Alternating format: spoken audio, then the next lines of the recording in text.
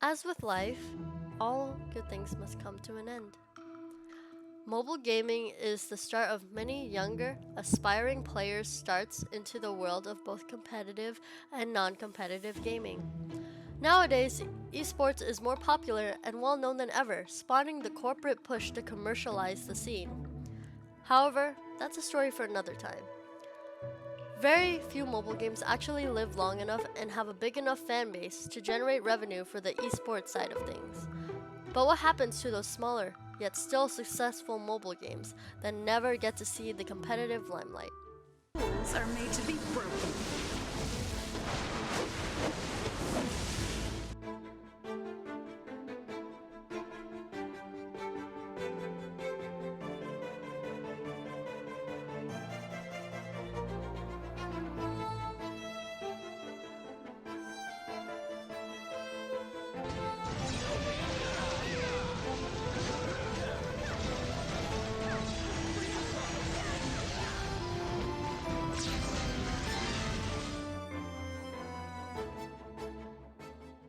Hi, my name is Eliza, and today we'll be talking about the unending cycle of gacha games.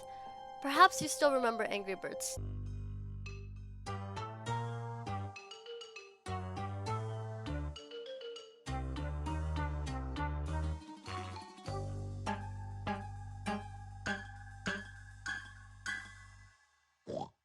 Temple Run,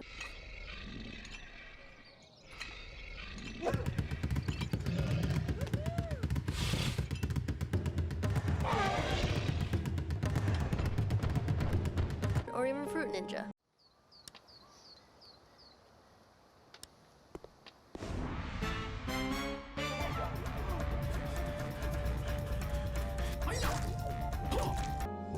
Very rarely will a mobile game live long enough to surpass a decade and still remain profitable and relevant to the gaming atmosphere. Most will fade and fall into irrelevance as people get bored and move on. Even if the game has a small devoted player base, developers may still pull the plug if they deem it to be too unprofitable. Clash of Clans and its sister title, Clash Royale, are two names that fit into the scarce category. Strangely enough, Candy Crush also sits here, though it's definitely less talked about as it caters to an older audience. Facebook moms. Most, if not all, of the gacha games I have encountered have fallen under the category of live service games. Now, for those who don't know, many games fall into one of two categories.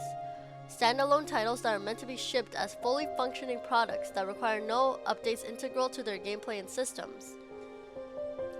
On the other hand, live service games are what the term implies, an ongoing form of entertainment that may be patched or updated in order to keep its audience hooked and playing over an extended period of time.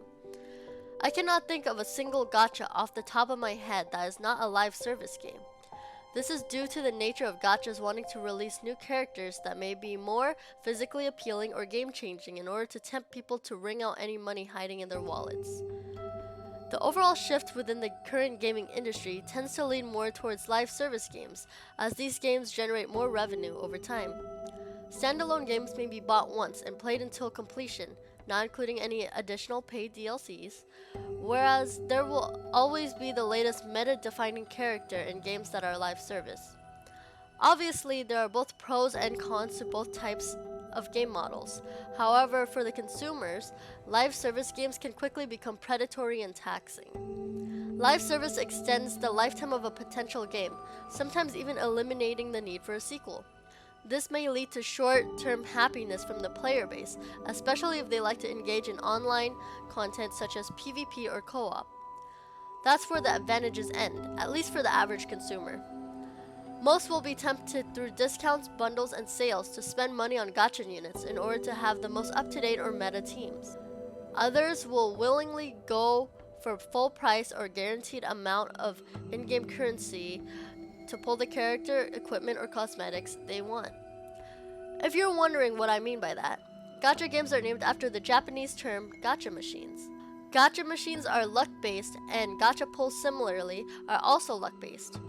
Depending on the gacha game, there may or may not be something called a pity system. Essentially, the game pities your bad luck and after a certain amount of pulls, awards you with the banner character that the player has been trying to pull.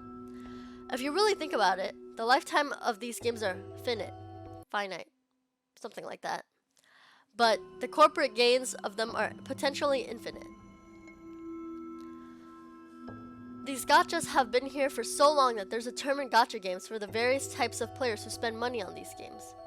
Firstly, there's F2P, otherwise known as free-to-play players. Secondly, there's dolphins or some other kind of sea creature that indicates the player as a moderate or casual spender. Finally, there are whales who spend hundreds or even thousands of dollars on the game. I can't say I haven't personally spent money on these games because I have. And I've spent enough to at least be considered a dolphin. If the developers behind the game deem it to be unprofitable or dying, they will pull the plug on it, leaving behind the loyal players who have kept faith in the companies who made these titles. Thousands of hours and millions of dollars are lost at the whim of these corporations and their investors. None of them understand the devotion and attachments that players may develop while playing these games. It sounds sad, but everyone has something in life that they're passionate about. Video games are no different. Having been both a serious and casual gacha gamer, I've seen many games IPs both thrive and die. There are many factors to consider as to why gacha games become unprofitable, but most of the time it seems to be negligence on the developers' parts. They become out of touch with the community surrounding these games, along with what the community thinks is best. It's frustrating watching your beloved characters who may already be weak get their stats gutted even further. On the other hand, it may make you exasperated if a character that is already deemed overpowered gets even more love. Similarly, the company behind a specific game may not invest in any marketing at all, which damages the potential growth of the game over a long period of time. Now I'd like to present another point. Why should I, as a consumer, invest time, money, and effort into a game if I know that it'll eventually shut down? Outside of personal attachments to specific characters or to the IP of a game series, nothing really would make me waste so many resources on a what if. And it's tiring. I'm tired of watching how these games flourish one year and then die the next. I'm tired of finding characters with unique backstories and captivating personalities, only to have the company behind the game completely gut any potential that the game has in the name of greed. I understand fully that games need funding in order to be able to operate, but within the gacha gaming sphere, there tends to be people tagged as whales. Whales are players willing to spend an absurdly high amount of money on progression, characters, and cosmetics. Sometimes the sole profit from whales is enough to keep a company afloat for months on end. There are multiple phases to the death of a game. Gacha specifically have a faster dying fanbase than most other games out there to the nature of their profit models. It's sad to see them die and fade away into forgotten memory, especially if you've had a big emotional connection to them. For me, this started with the game Monster Paradise. Monster Paradise was a smaller, lesser-known gacha game that was most prominent during 2012, if my memory serves correctly. There's almost no documentation of this game left online, which makes it all the more sad. On screen, there should be some gameplay or pictures of the ultra-rare UR monster units that were obtainable in the game. I made connections with guildmates and what little community there was surrounding the game. It had a unique trading system, and I honestly haven't seen it in any other game since. The monster designs were cool and pretty memorable. I wish I had more to say in this section of the video, but honestly most of the information I could provide now probably comes from my memory. Now, you're probably wondering how this game died. It died with a whimper. The servers were taken offline and so was the app, as support was discontinued for the game.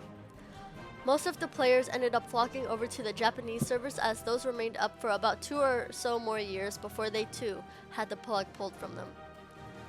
Still, this did little to deter me from playing more gacha titles. If anything, it pushed me to look for more of them that could potentially follow in the footsteps of Monster Paradise.